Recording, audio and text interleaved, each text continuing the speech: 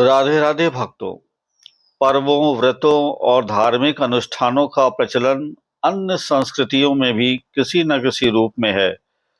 मुझे यह कहने में तनिक भी झिझक नहीं होती है कि जितनी वैज्ञानिकता का पुट भौतिक दृष्टि से भी हिंदुओं के व्रत उपवासों में है, उतना अन्य किसी में नहीं है। किस व्रत में क्या खाएं, क्या पहने, किसका पूजन करें, कैसे करें, इन सभी बातों का यहाँ हिंदू शास्त्रों के अनुसार प्रकाश डाला गया है। प्रत्येक व्रत उपवास के पीछे पौराणिक कथाएं भी हैं, जो जीवन के संदर्भ में हितकर संदेश देती है। ऐसे ही ज्येष्ठ माह में पड़ने वाली निर्जला एकादशी के विषय में कुछ पौराणिक कथाएं हैं। वो व्रत कैसे किया जाता है, आइए इसके बारे में जानते हैं। एकादशी के सूर्योदय से द्वादशी के सूर्यास्त तक जल ग्रहण न करने के विधान के कारण ही इसे निर्जला एकादशी कहते हैं। वर्ष भर की 24 एकादशियों में ज्येष्ठ शुक्ल एकादशी सर्वोत्तम मानी गई है। इस एकादशी का व्रत रखने से समूची एकादशियों के व्रतों के फल की प्राप्ति सहज ही हो जाती है। इसका विधान जानते हैं।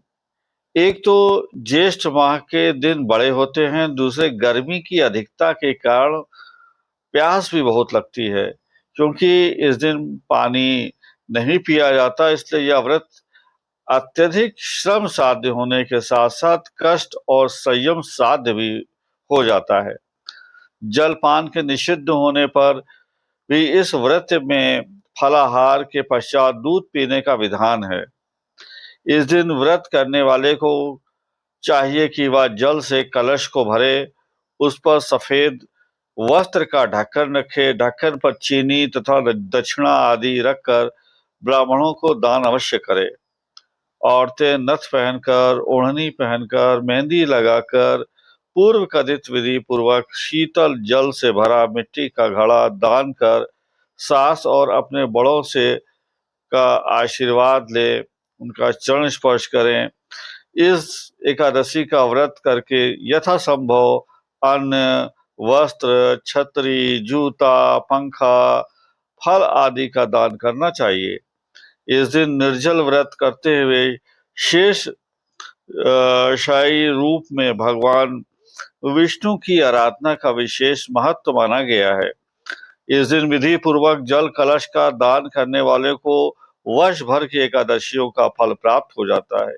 इस प्रकार के दान भाव से सर्वभूत हितोरता की भावना चरितार्थ होती है। व्रत कथा कुछ इस प्रकार है। एक दिन महर्षि व्यास ने पांडवों को एकादशी के व्रत का विधान तथा फल बताया। इस दिन जब वे भोजन करने के दोषों की चर्चा करने लगे तो भीमसेन ने अपनी आपत्ति प्रकट करते हुए कहा, पितामह, एकादशी का व्रत करते हुए समूचा पांडव परिवार इस दिन अन्न जल ना ग्रहण करे, आपके इस आदेश का पालन मुझसे नहीं हो पाएगा। मैं तो बिना खाए रह ही नहीं सकता। अतः 24 एकादशियों पर निराहार रहने की कष्ट साधना से बचने के लिए मुझे कोई एक ऐसा व्रत बताइए जिसे करने पर मुझे विशेष असुविधा न हो और वह फल भी मुझे मिल जाए। अन्य लोगों को 24 एकादशी व्रत करने पर जो मिलता है।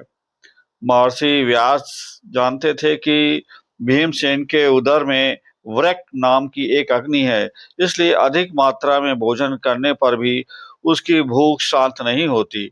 अतः भीमसेन के इस प्रकार के भाव को समझकर महर्षि व्यास ने आदेश दिया, प्रिय भीम, तुम ज्येष्ठ शुक्ल एकादशी को ही मात्र एक व्रत किया करो। इस व्रत में स्नान आचमन के समय पानी पीने का दोष नहीं होता। इस दिन अन्न न खाकर जितने पानी में एक माशा वजन की स्वर्ण मुद्रा डूब जाए उसे ग्रहण करो। इस प्रकार यह व्रत करने से अन्य 23 एकादशियों पर अन्न खाने का दोष छूट जाएगा तथा पूर्ण एकादशियों के पुण्य का लाभ भी मिलेगा। क्योंकि भीम मात्र एक एकादशी का व्रत करने के लिए महर्षि व्यास के सामने प्रतिज्ञा कर चुका था, इसलिए इस व्रत को करने लगे। इसी कारण इसे भीमसेनी एकादशी व्रत भी कहा जाता है। धन्यवाद भक्तों।